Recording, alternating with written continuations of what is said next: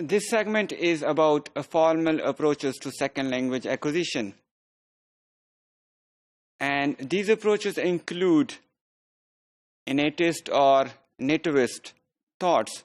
We see that these people who believe in nativist thoughts agree that some part of language learning is, at least some part of it, is nativist or innatist in nature. And the proponents of these theories believe that language is a system and it has its own system of rules. We have general nativist and some specific or special nativist.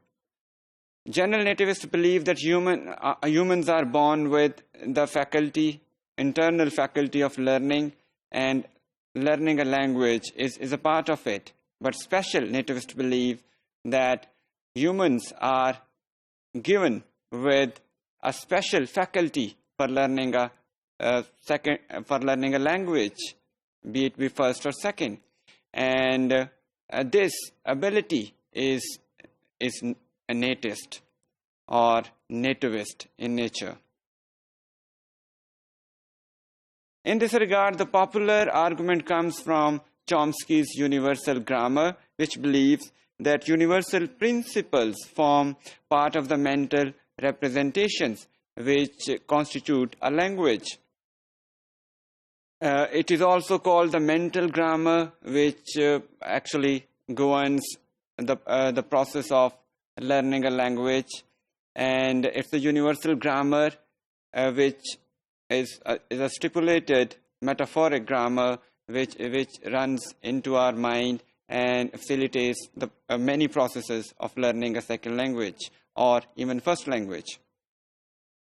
There are certain properties of a human mind which facilitate or run this universal grammar.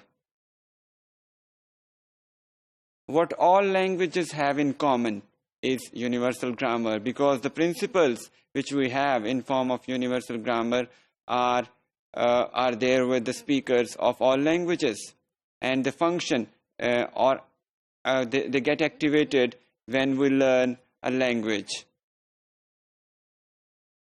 There is an assumption that universal grammar is the guiding force in learning a language. There are some key concepts related to universal grammar, and the foremost one is the language competence. This involves the underlying knowledge of a language, which is key, and this needs explanation in the process of language acquisition, because this explanation stipulated many theories, especially in the area of formal approaches to second language acquisition. The next is linguistic performance. This is about the actual use of the language, and this is sometimes closely related to linguistic competence. We also have a logical problem, which is some people say is the starting point of formal approaches. This logical problem describes the problem of more output as compared to input. We see that some learners learn more than the input they receive, and similarly, sometimes the process of learning is quite speedy as compared to insufficient input people receive in a classroom or in their environment. UG or universal grammar is also relevant to second language acquisition, but one of the biggest questions here is that is this universal grammar is still available to the learners when they are acquiring or learning their second language. Many researchers would agree that universal grammar is available, and this language faculty is activated when people learn a second language. But people have different views regarding its availability in case of the learning of a second language. UG theory also talks about principles and parameters.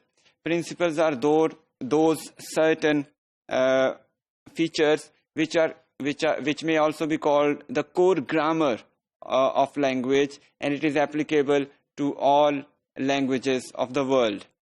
We also have parameters which may vary from language to language. We must be able to understand that principles according to this theory do not vary. They are invariable, but parameters do vary from language to language. Allow me to give you an example here. For example, all languages do have phrases. We know verb phrases, noun phrases, preposition phrases. But this is common to all languages. This is a principle. But the position of head in these phrases may vary from language to language. Sometimes the head word in these phrases may come at the initial stage, and sometimes it might come at the end of the phrase. For example, in English, we usually have head at the beginning, but in Japanese, we have at the end of the phrase. Let's talk about universal grammar according to the states of learning. In initial state, we see, and as I mentioned earlier, that universal grammar is available to learners right from the beginning. But in case of second language acquisition, this might be doubtful because we have varying views about it. For example, some people believe that there is full access to universal grammar throughout the learning process, even when learners get mature and they decide to learn a second language.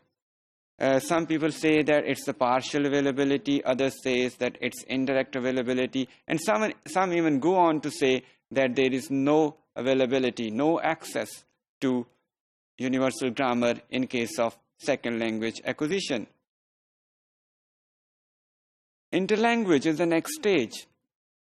What is the role of universal grammar in interlanguage? And how does it change over time, the interlanguage?